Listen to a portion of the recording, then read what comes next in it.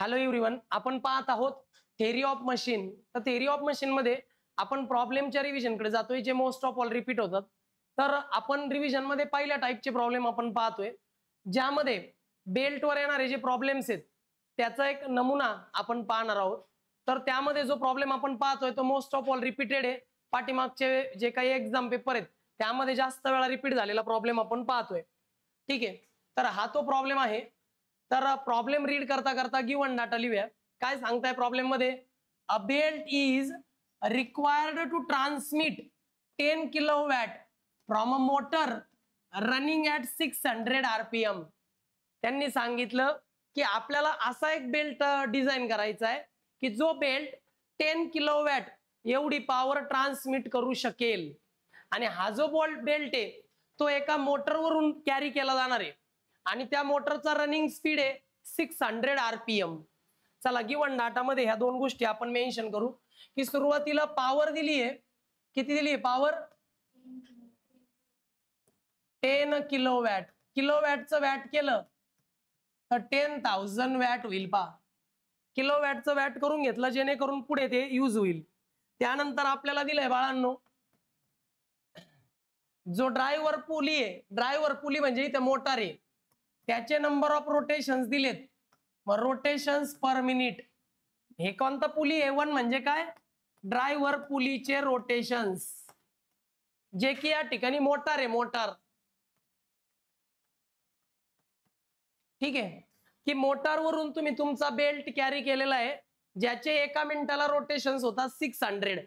त्याला मी म्हटलं कॅपिटल N1. फर्स्ट सेंटेन्स झालं. Sentence number 2, the belt is 12 mm thick. बेल्टची थिकनेस 12 mm थिक असावी. हॅज अ मास डेन्सिटी, त्या बेल्टची मास डेन्सिटी असावी 0.001 ग्रॅम पर mm³. मग थिकनेस दिली, मास डेन्सिटी दिली. चला मेन्शन करू गिवन डाटामध्ये. थिकनेस म्हणजे टी दिलं 12 mm. थिकनेस ऑफ बेल्ट म्हणजे टी 12 mm. mm चं मीटर करण्याकरता डिवायडेड बाय 1000, 0.012 मीटर. हे झालं थिकनेस ऑफ बेल्ट. ठीक आहे, 1000 ने डिवाइड केलं तर 0.012 मीटर. त्यानंतर बाळांनो पुढे दिलंय आपल्याला mass density. Mass density is denoted by rho. ती दिली आहे 0.001 ग्रॅम पर mm³. ही झाली तुमची mass density in gram per metre cube. पण याचं कन्व्हर्जन मला करायचंय किलोग्रॅम पर मीटर क्यूब मध्ये. याचं कन्व्हर्जन मला करायचंय किलोग्रॅम पर मीटर क्यूब मध्ये. मग यासाठी काय करायचं बाळांनो? ग्रॅमचं किलोग्रॅम करण्याकरता आपल्याला काय करावं लागेल? 10⁻³ ने डिवाइड करावं लागेल. आणि mm³ मीटर क्यूब करायला काय करावं लागेल आपल्याला? 10⁻৯ ने मल्टिप्लाय करावं लागेल. म्हणजे बघा 0.001 आहे, ग्रॅमचं किलोग्राम करायला 10⁻³ ने डिवाइड करायचं आणि mm³ मीटर क्यूब करायला 10⁻৯ ने मल्टिप्लाय करायचं. मग किती होईल रे बाळांनो? mm³ मीटर क्यूब करायला 10⁻৯ ने मल्टिप्लाय केलं, ग्रॅमचं किलोग्राम करायला 10⁻³ ने डिवाइड केलं. असं येईल का? इथे 10⁻12 घ्या बाळांनो, 12 करावं लागेल. 12 mm³ मीटर क्यूब करायला 12 करावं लागेल. आता किती होईल बघा बरं, चेक करा. कॅल्क्युलेटर टाका आणि tell me the mass density in kilogram per metre cube. ते येईल 1 × 10⁻6. पहा बरं येतंय का 10⁻6?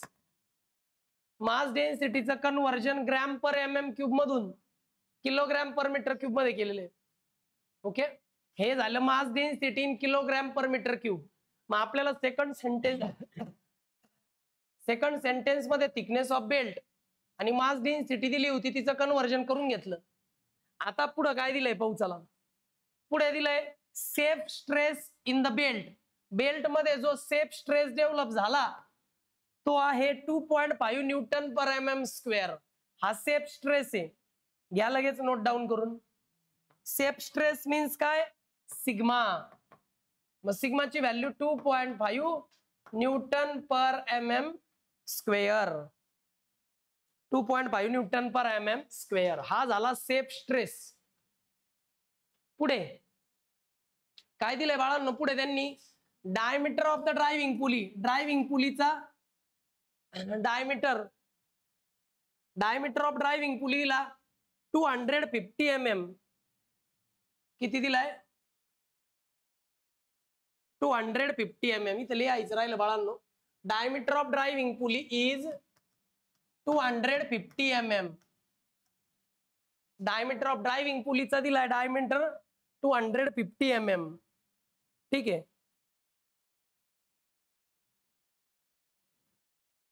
ड्रायव्हिंग पुली म्हणजे ड्रायव्हर पुली बरं का. ड्रायव्हिंग पुली म्हणजे ड्रायव्हर पुली, त्याला आपण 1 म्हटलेलं आहे. मग 1चा डायमीटर म्हणजे ड्रायव्हर पुलीचा डायमीटर D1 250 mm दिलेला आहे. ड्रायव्हर पुली म्हणजेच ड्रायव्हिंग पुली. ड्रायव्हर पुलीचा डायमीटरला आपण 1 म्हटलेलं आहे. मग डायमीटर ऑफ 1 250 mm. ठीक आहे, इथपर्यंत आलो. त्यानंतर पुढे काय म्हटलंय त्यांनी की ड्रिव्हन पुलीचा स्पीड इथे लिहून घ्या. एक speed of driven pulley. Speed of driven pulley दिलंय बाळांनो 200 RPM. आपण ड्रायव्हर पुलीला 1 म्हटलंय तर ड्रिव्हन पुलीला काय म्हणणार 2. आणि त्याचा स्पीड दिलाय. स्पीड म्हणजे काय रे? स्पीड म्हणजे N2. मग ड्रिव्हन पुलीचा आहे बरं काय. ड्रिव्हन पुलीचा स्पीड N2 तो दिलाय 200 rotations per minute. Driven pulley म्हणजे 2, त्याचा स्पीड म्हणजे N 200 रोटेशन्स पर मिनिट. त्यानंतर काय दिलंय बघा बरं. The 2 shafts are 1.25 metre apart. त्या दोन पुलीचे जे शाफ्ट आहेत त्या डिस्टन्स किती आहे? 1.25 मीटर. मग याला म्हणूया X. 1.25 मीटर. 1.25 मीटर. त्यानंतर त्यांनी काय दिलंय बघा बरं. दोन पुलीच्या 2 शाफ्ट मधला डिस्टन्स दिला 1.25 मीटर.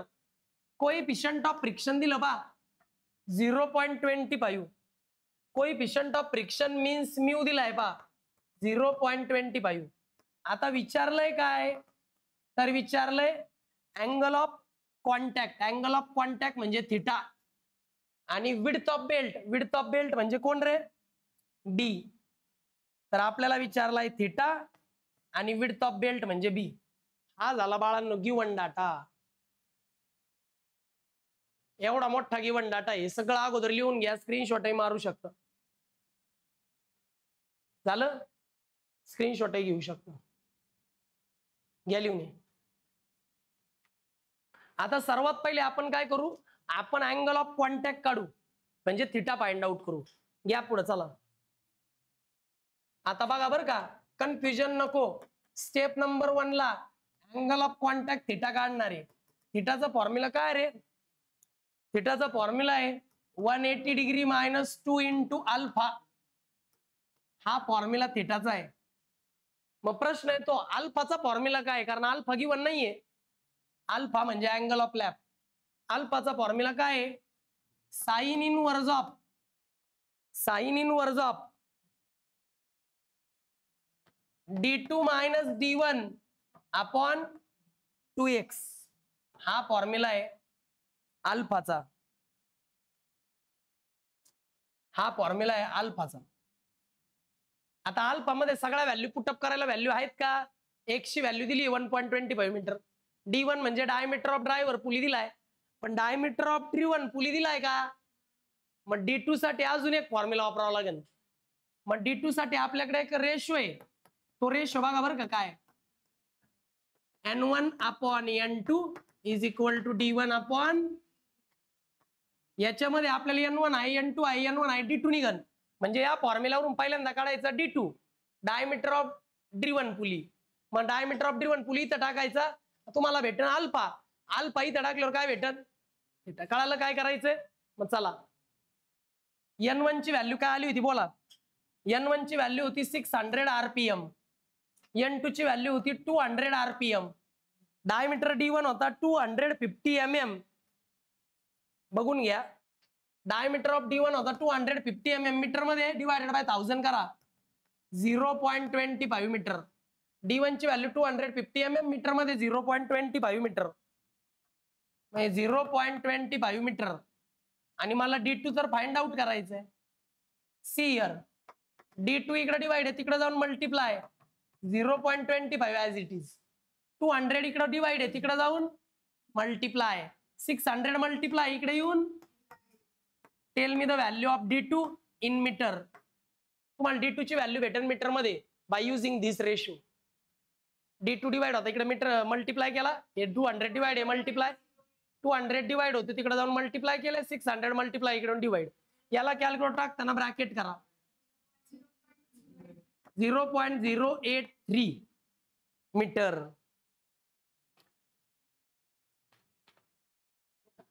परत एकदा चेक करा बरं. चला बाळांनो, हे लिहिलं असेल, प्लीज बोलू नको रे. आता D2 आला बरं का तुमचा. आता ही D2 ची व्हॅल्यू तुम्हाला अल्फाच्या फॉर्म्युल्यात पुटअप करून अल्फा काढायचा, अल्फाची व्हॅल्यू इथं पुटअप करून थिटा काढायचा.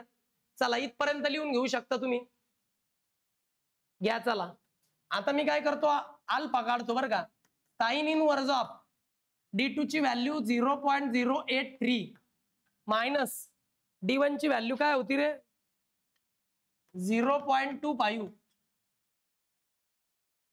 Divided by 2.5. 2.5 म्हणजे 2 मल्टिप्लाइड बाय 1.5 1.25. लक्षात ठेवा अल्फाचा फॉर्म्युला हा होता sine inverse of D2 minus D1 2 into x. हा फॉर्म्युला होता, त्यात व्हॅल्यू पुटअप केल्या फक्त.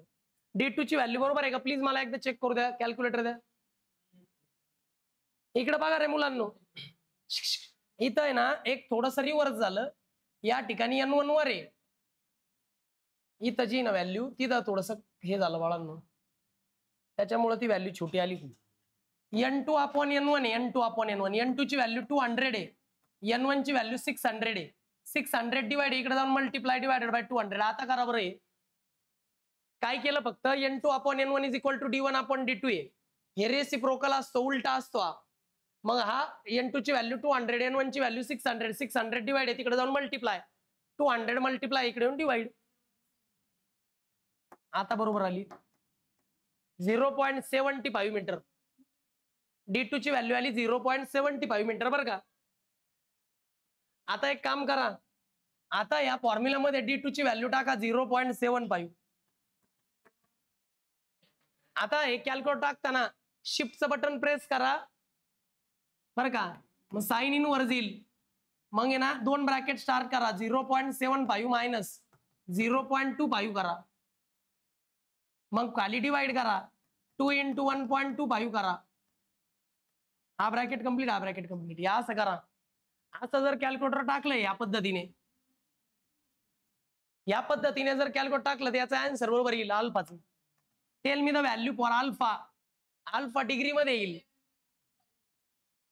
11.536 डिग्री. 11.536 डिग्री हा आला तुमचा अल्फा अँगल ऑफ लॅप. या लिहून एवढं. चला हा फॉर्म्युला तुम्हाला लर्न करावा लागेल, ठीक आहे. फॉर्म्युले व्यवस्थित वापरा. एक जरी खालीवर झालं तर लगेच चूक होते बरं का. लक्षात ठेवा या ठिकाणी ना N2 अपॉन N1 घ्या, मग D1 अपॉन D2 घ्या. D2 फाइंड आउट करायचा होता, D2 एका बाजूला घ्या, बाकी दुसऱ्या बाजूला घ्या. D2 मिळेल. D2 मिळाला की नंतर अल्फा मध्ये D2 D1 आणि x च्या व्हॅल्यू पुटअप करा आणि फायनल आन्सर फाइंड आउट करा. या लिहून.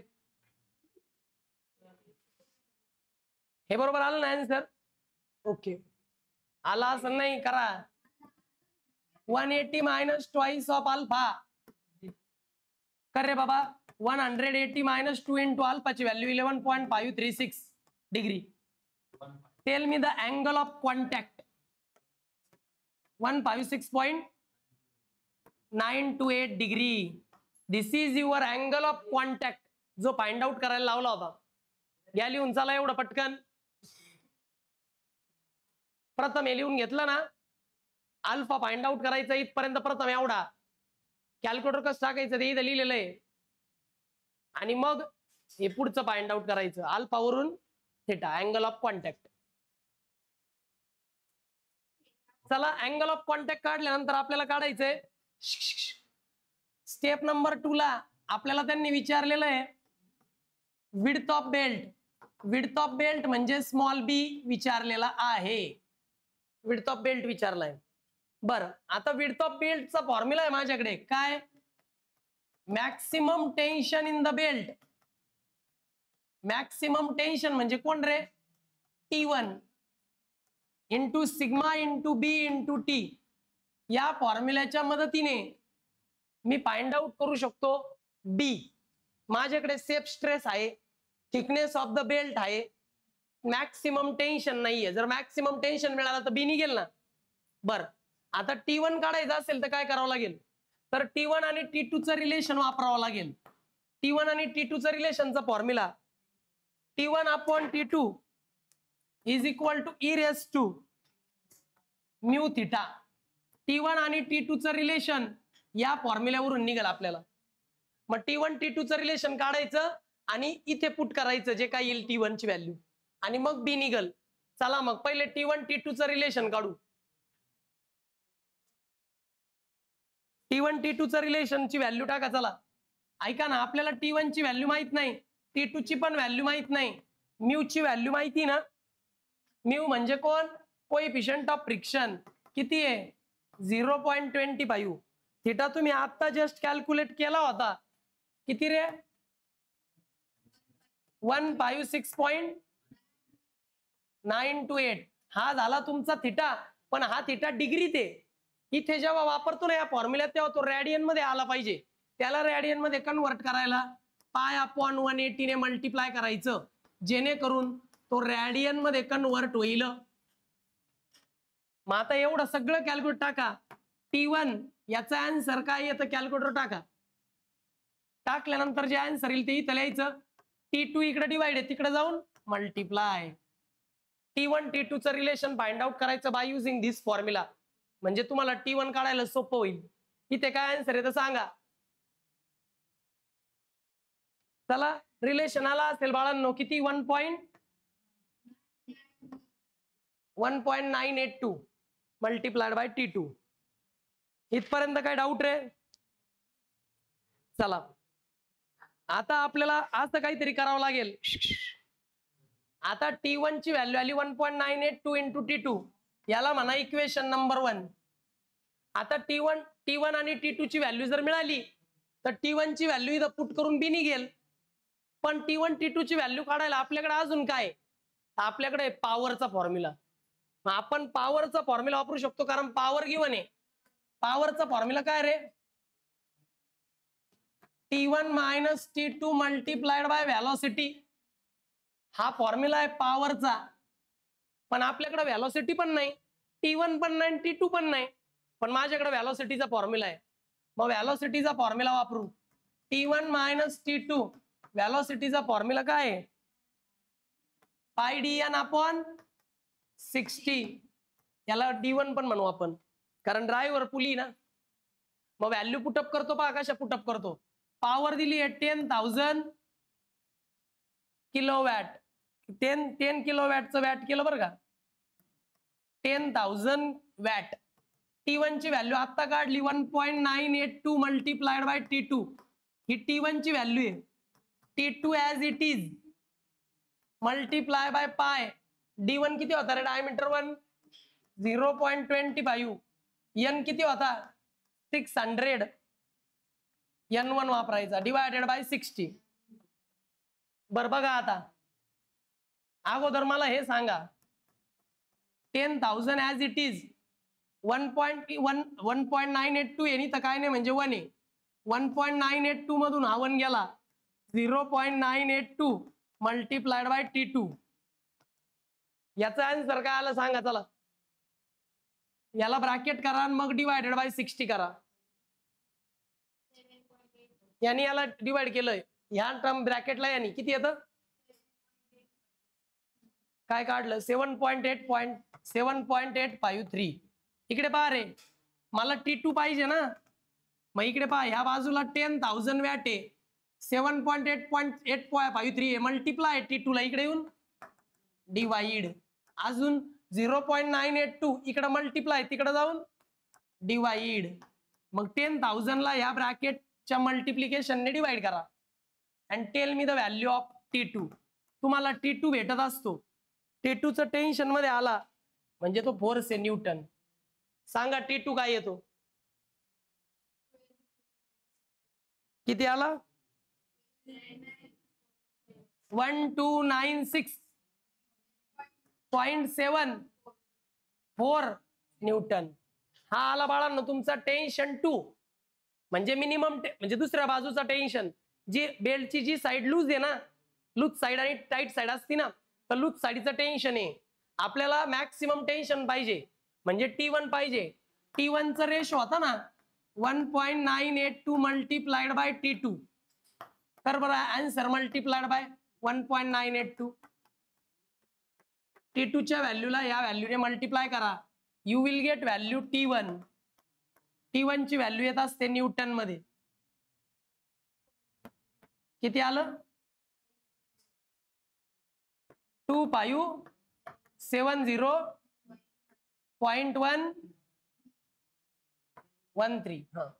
तर अशा पद्धतीने काय केलं बरं बाळांनो आपण T1 T2 काढायला, तर पॉवरचा फॉर्म्युला यूज केला, व्हेलॉसिटीचा फॉर्म्युला टाकला, त्यावरून आपल्याला T1 चं रिलेशन पुट केल्यावर T2 ची व्हॅल्यू मिळाली. T2 च्या व्हॅल्यूला त्या फॅक्टरने मल्टिप्लाय केलं, T1 मिळाला. अशा पद्धतीने हे सगळं लिहून घ्या, स्क्रीनशॉटही मारून घ्या.